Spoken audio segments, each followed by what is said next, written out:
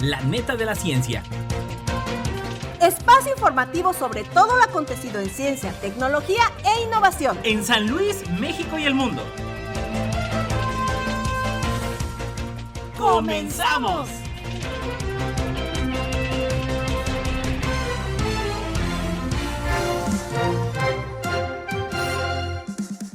Hola, ¿cómo están? Bienvenidos a una edición más de La Neta de la Ciencia. Erika, ¿cómo estás? Hola, Edgar, muy bien, muchas gracias, bienvenidos. Y saludando al buen Lalo Carrillo en los controles, ya lo sabes, sigan nuestra transmisión a través de las redes sociales en @Coposit. Y también saludando a todos los que nos escuchan a través del 88.5 de FM en Radio Universidad, así como todas las ediciones de La Neta de la Ciencia disponibles en el Spotify de Radio y Televisión Universitaria. Vámonos de volada con los titulares. Titulares.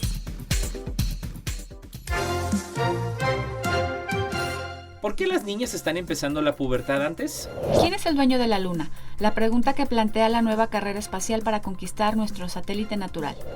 Análisis de ADN revelan cómo eran los sacrificios humanos de los mayas. Escarchas matinales en la cima de los volcanes de Marte. ¿Cómo afectan los viajes espaciales a la salud de los astronautas? Microbots. Nadadora lleva fármacos contra tumores metastásicos a los pulmones. El descenso de presas llevó a la extinción de depredadores en la península ibérica. Confirman la contribución del padre a la microbiota del recién nacido. Descubren una nueva subespecie de tritón de Montseny en Cataluña. 3 lecciones para la vida dada por un Nobel de Química. Las guerras y el comercio facilitaron la expansión de la malaria por Euroasia. Cómo la física de las células de cáncer colorectal contribuyen a la metástasis. Abejorros salvajes muestran capacidad de razonamiento lógico. ¿Cuántos años vive un caballo según estudio universitario? Los hombres de países ricos y con igualdad de género comen más carne que las mujeres. Identifican los factores sociales que suponen un mayor riesgo de prediabetes en jóvenes. Y en el top 10 de esta semana, México prehispánico, periodo de la historia del país anterior a la conquista y colonización española.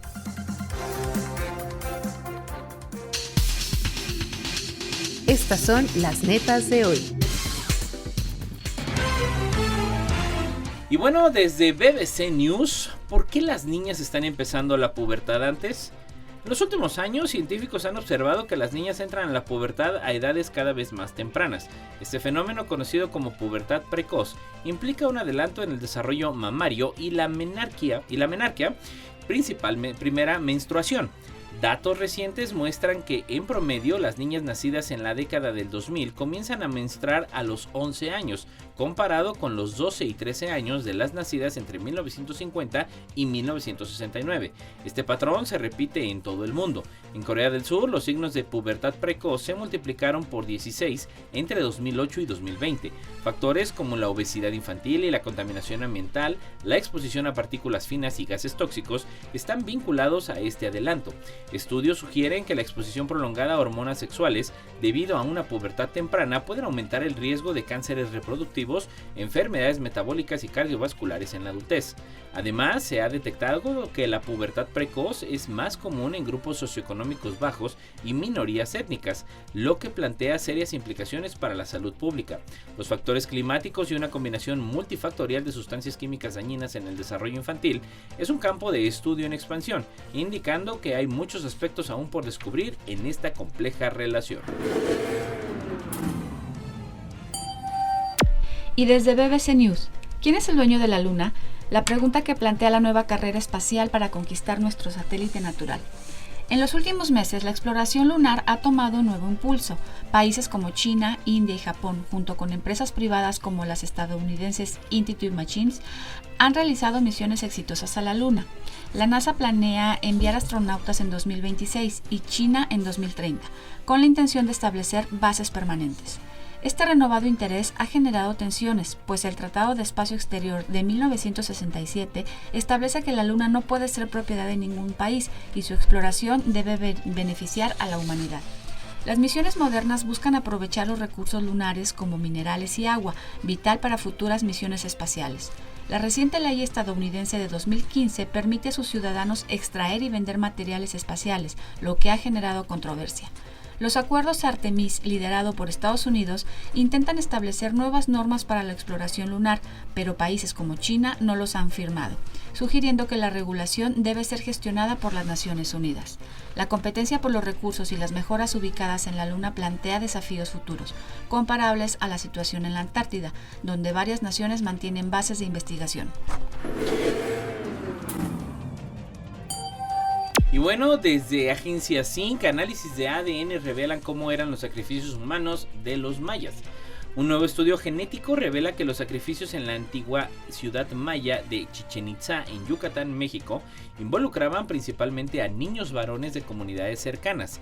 Analizando ADN antiguo de 64 individuos ejecutados durante el periodo de 500 años, se encontró que muchos de ellos eran parientes y compartían características dietéticas similares. Estos sacrificios, que datan de entre el siglo VII y el siglo XII, eran realizados en chultunes, cisternas subterráneas asociadas simbólicamente con el inframundo. El estudio sugiere que los sacrificios podrían estar relacionados con la mitología de los gemelos héroes mayas y se llevaban a cabo con la intención de mejorar las cosechas y las precipitaciones.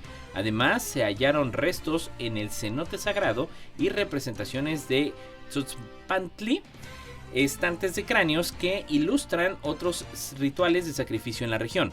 El análisis también aportó datos sobre la continuidad genética en la región y el impacto de las epidemias de la era colonial, revelando adaptaciones inmunológicas en la población actual de origen maya. La doctora María Hermila Meseta, coautora del estudio e investigadora de la Universidad Autónoma de Yucatán, considera importante la preservación de la memoria histórica del pueblo maya. Y desde Zinc, escarchas matinales en la cima de los volcanes de Marte. Las misiones ExoMars y Mars Express de la Agencia Espacial Europea han encontrado agua helada en las cumbres de los gigantescos volcanes cerca del ecuador de Marte, una zona donde parecía imposible. La fina capa de hielo se forma durante las noches de invierno y se evapora al amanecer.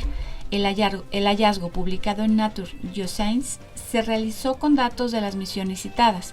Además, Balantinas, principal autor del estudio, destaca que este hallazgo sugiere procesos excepcionales que permiten la formación de escarchas en el ecuador marciano.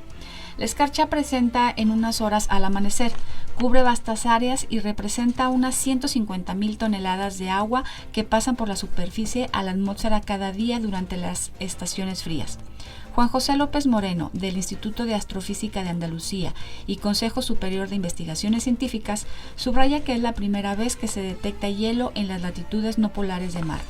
Este fenómeno es causado por un microclima único en los volcanes marcianos, donde vientos llevan aire húmedo a altitudes superiores, condensándose en forma de escarcha. Este hallazgo es crucial para entender la dinámica atmosférica de Marte y podría ser vital para futuras misiones y la búsqueda de vida en el planeta rojo. Y desde Agencia Zinc, ¿cómo afectan los viajes espaciales a la salud de los astronautas? Un exhaustivo artículo de ciencia abierta dirigido por Kane Sui y Ben Walsh de University College de Londres detalla por primera vez cómo se ve afectado el riñón en los vuelos por el espacio.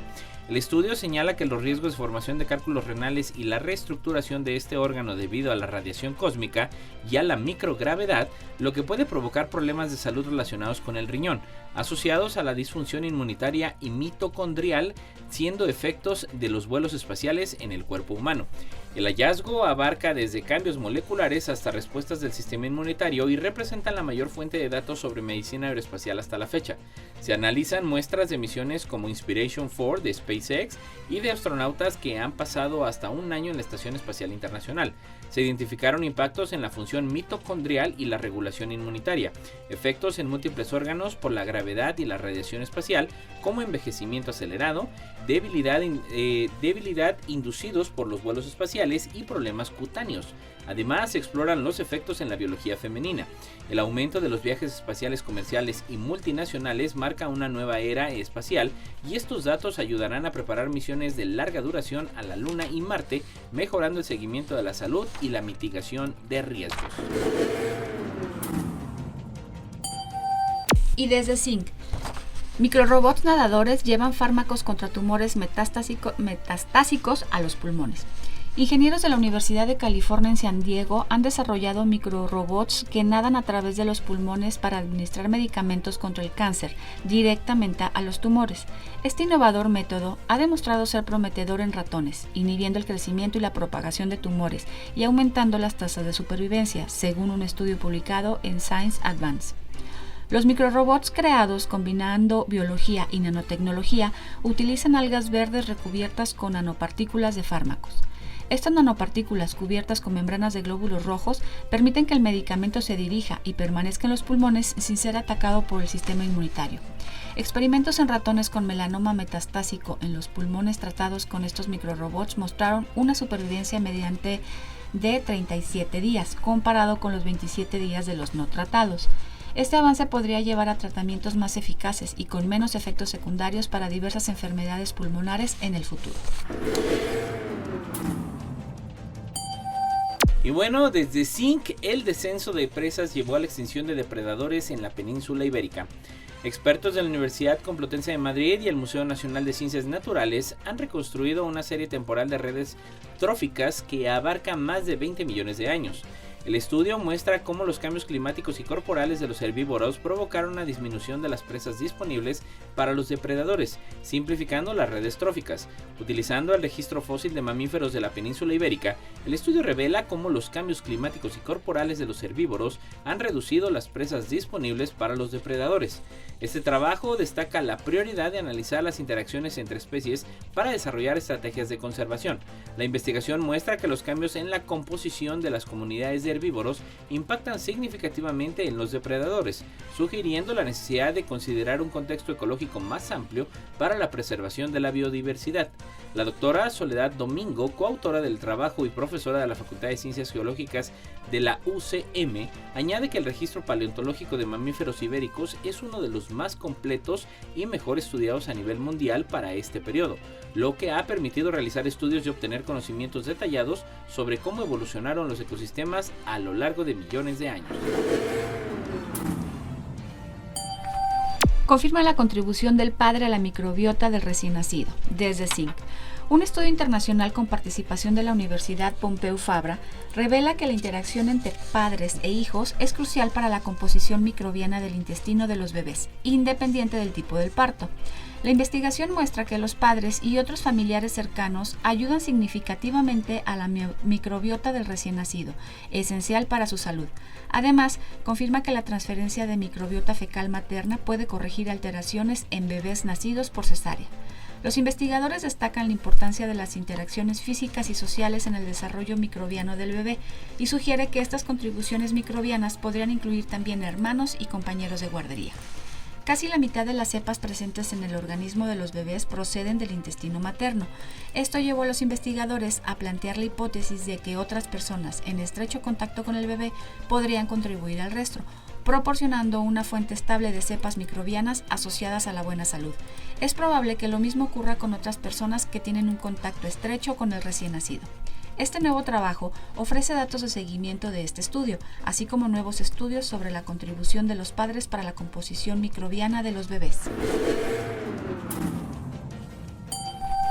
Y desde Zinc descubren una nueva subespecie del tritón de Montseny en Cataluña. Un equipo del Instituto de Biología Evolutiva, un centro mixto de Consejo Superior de Investigaciones Científicas y la Universidad Pompeu Fabra ha identificado una nueva subespecie de tritón de Montseny, el único vertebrado endémico de Cataluña y el anfibio más amenazado en Europa. Este estudio, publicado en PeerJ, revela que el tritón occidental habita en arroyos con encinas a menor altitud, diferenciándose del tritón oriental que vive en hayedos. El hallazgo, basado en análisis morfológicos, genómicos y ecológicos, proporciona información clave para su conservación. Actualmente, este tritón está en peligro crítico de extinción debido al calentamiento global, la pérdida del hábitat y enfermedades emergentes. Se están haciendo esfuerzos de reintroducción y conservación en varias zonas del Montseny para asegurar su supervivencia, incluyendo programas en el Zoológico de Barcelona y el Reino Unido. Contamos con normas estrictas para proteger las especies en peligro de extinción, pero a menudo las subespecies y sus distintas necesidades pasan desapercibidas, comenta Salvador Carranza. La descripción de esta nueva subespecie puede lograr mayor protección para este anfibio, que es único en el mundo y todo un emblema de la biodiversidad catalana, añade. Y desde Zinc, 3 lecciones de la vida dadas por un Nobel de Química. El científico escocés David Macmillan, Premio Nobel de Química en 2021, fue investido doctor honoris causa por la Universidad Ramon Llull en Barcelona el 7 de junio. Durante su discurso, Macmillan compartió 3 valiosas lecciones de vida basadas en experiencias personales. Sigue tu propio camino. Inspirado por su hermano mayor, Macmillan decidió estudiar lo que realmente le apasionaba, la química orgánica, en lugar de física, demostrando la importancia de encontrar y seguir tu propio camino. No te dejes vencer por el fracaso. Relató cómo tras varios intentos fallidos consiguió estudiar en Estados Unidos gracias a la respuesta de un profesor que le enseñó a seguir intentándolo a pesar de los rechazos iniciales. Ríe cada día. Macmillan recordó cómo, durante la ceremonia de entrega del Nobel, vistió un kit escocés que resultó estar demasiado apretado por un error de costura, generando una anécdota divertida que le enseñó a no tomarse siempre demasiado las cosas en serio. En resumen, con estas lecciones, Macmillan enfatizó la importancia de la perseverancia, la autenticidad y el humor en la vida y en la carrera científica. Y por Agencia Zinc, las guerras y el comercio facilitaron la expansión de la malaria por Euroasia.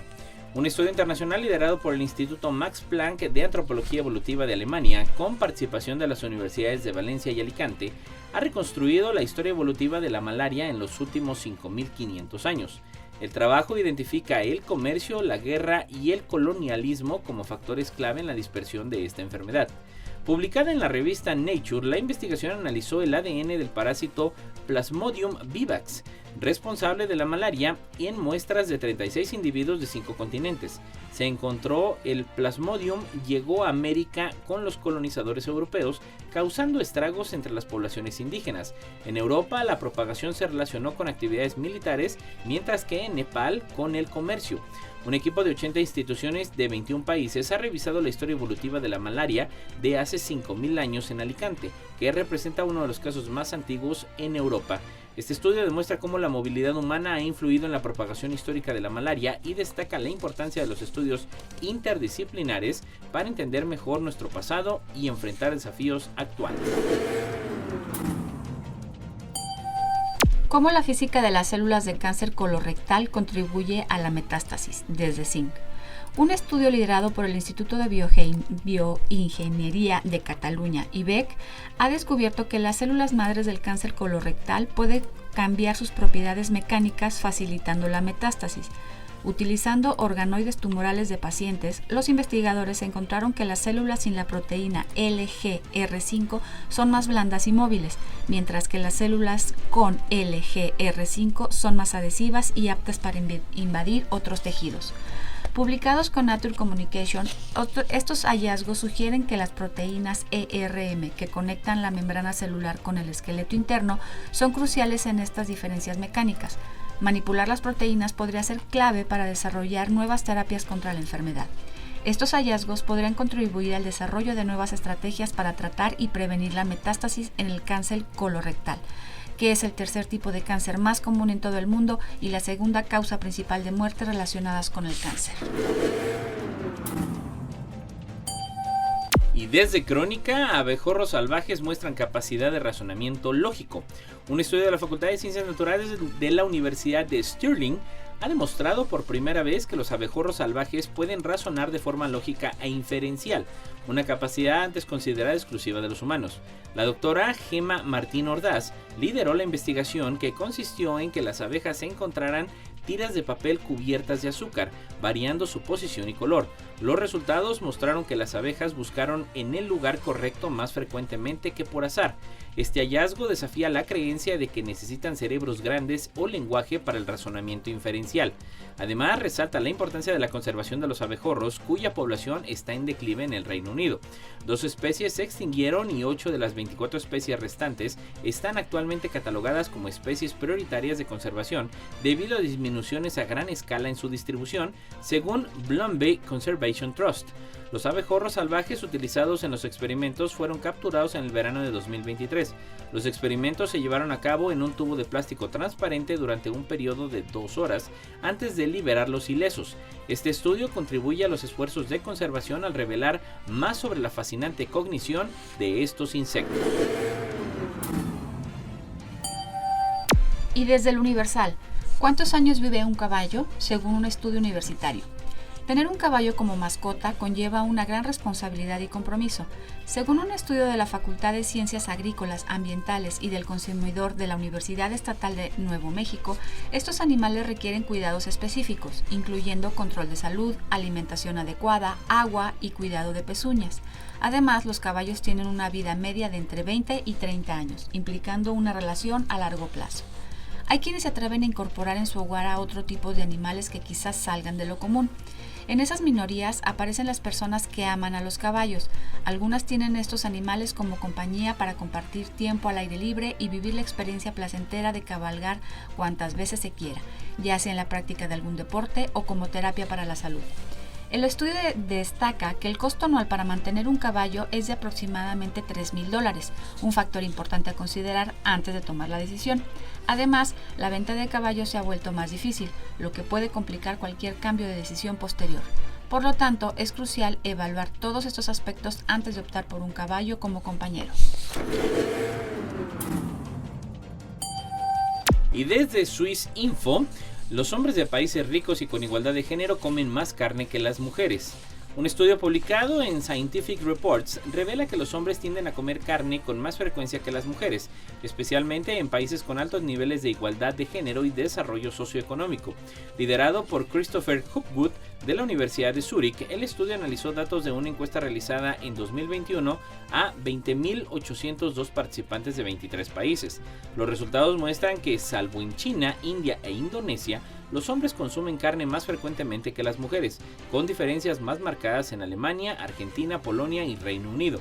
Además, el consumo total de carne es mayor en Tailandia, China, Estados Unidos y España. El estudio sugiere que en países con mayor igualdad de género y desarrollo, las mujeres tienen más libertad para elegir comer menos carne, mientras que los hombres pueden comprar y consumir más. Para reducir el consumo de carne y su impacto medioambiental, los investigadores proponen fomentar el consumo de alternativas vegetales o carne cultivada en países desarrollados e incentivar su producción en países menos desarrollados. Identifica los factores sociales que suponen un mayor riesgo de prediabetes en jóvenes, por Infosalud. Un estudio reciente publicado en JAMA Network Open revela que los ingresos familiares y la falta de seguro médico privado se asocian con tasas más altas de prediabetes en adolescentes, independientemente de su raza u origen étnico. La investigación, realizada por expertos de la Universidad de Pittsburgh, subrayan la importancia de los determinantes sociales de la salud, como la seguridad alimentaria y los ingresos del hogar en el riesgo de prediabetes. La autora principal, la profesora Marie-Hélène Béjar-Bellew, asistente de pediatría en Pitt y endocrinología pediátrica del Children's Hospital of Pittsburgh, destaca los factores sociales para reducir el riesgo de diabetes tipo 2 en jóvenes. El estudio encontró que la prevalencia de prediabetes era notablemente mayor en adolescentes con inseguridad alimentaria, seguro médico público o ingresos familiares bajos. Los hallazgos sugieren que adaptar las pruebas de detección en función de la exposición a factores sociales y no a la raza podría mejorar la identificación y prevenir la diabetes en la juventud. Los investigadores planean seguir explorando el cómo abordar este tema para mejorar los resultados clínicos para los pacientes con diabetes. No importa en qué parte del mundo estés, recuerda sintonizarnos en la web radioytelevisión.uaslp.mx. Y en el top 10 de nuestro México prehispánico, periodo de la historia del país anterior a la conquista de colonización española. Vamos a por ello. Con el número 10, el México prehispánico es un periodo de la historia del país anterior a la conquista y colonización española, que se dieron a partir de 1519 a 1521. La historia mexicana de la época prehispánica es la historia de los pueblos que vivieron en este territorio, no la historia del Estado mexicano en la época precolombina. En el número 9, sobre el poblamiento de América. Se ha propuesto numerosas hipótesis, pero la que cuenta con mayor aceptación y evidencia de apoyo señala que los humanos entraron al continente a través de Beringia durante la época de las glaciaciones. Número 8. La etapa lítica corresponde al periodo paleoamericano, durante el cual los grupos humanos eran nómadas, sobrevivían de la recolección, la cacería y la pesca, y contaban con una tecnología lítica que fue mejorándose constantemente a lo largo de los milenios. En el número 7, la época de invención del molcajete, el metate y otros instrumentos asociados al aprovechamiento de las semillas, así como el desarrollo de armas de sílex y obsidiana, entre las que destacan las puntas Clovis, que supusieron un gran adelanto tecnológico por su eficacia. Número 6. La interacción de diversos factores ambientales, sociales y culturales, que fue uno de los elementos que tomaron parte en la diversificación de las sociedades indígenas que vivieron en lo que actualmente es México. En el número 5, descubrimiento de la agricultura. Entre los años 8000 y 2000 a.C., la domesticación de diversos vegetales como la calabaza, maíz, el frijol, chile, entre otros, supuso condiciones que propiciaron la sedentarización humana en el sur del actual territorio de México y América Central. Número 4. Las sociedades prehispánicas de México forman parte de 3 grandes áreas culturales el norte de México. Aproximadamente hasta la línea del Trópico de Cáncer se encontraban los pueblos nómadas organizados en formaciones sociales.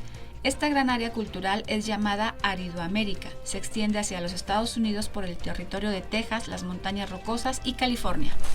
En el número 3, Mesoamérica fue un mosaico étnico y lingüístico compuesto por pueblos que compartían varios rasgos culturales, entre ellos la formación estatal, la arquitectura monumental, la escritura, el uso del calendario civil y ritual, una economía basada en la agricultura del maíz.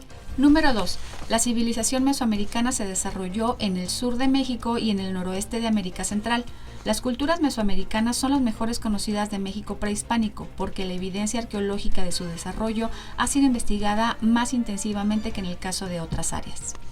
Y finalmente, en el número 1, el hito inicial de la historia mesoamericana. Se toma generalmente como la invención de la cerámica, que ocurrió aproximadamente alrededor del año 2500 a.C. La conquista y colonización española supuso el fin de esta civilización y los pueblos mesoamericanos fueron sometidos desde entonces a un proceso de aculturación que prosigue en la actualidad. Y bueno, eso es todo por el día de hoy aquí en La Neta de la Ciencia. Gracias, Erika. Un gusto y hasta la próxima. Gracias a Lalo Carrillo. Quédese en la siguiente media hora en la entrevista de La Neta de la Ciencia. Nos escuchamos.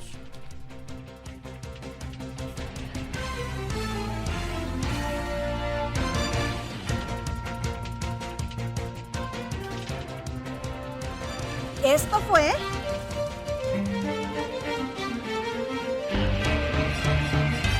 La Neta de la Ciencia. Noticiero de Ciencia, Tecnología e Innovación.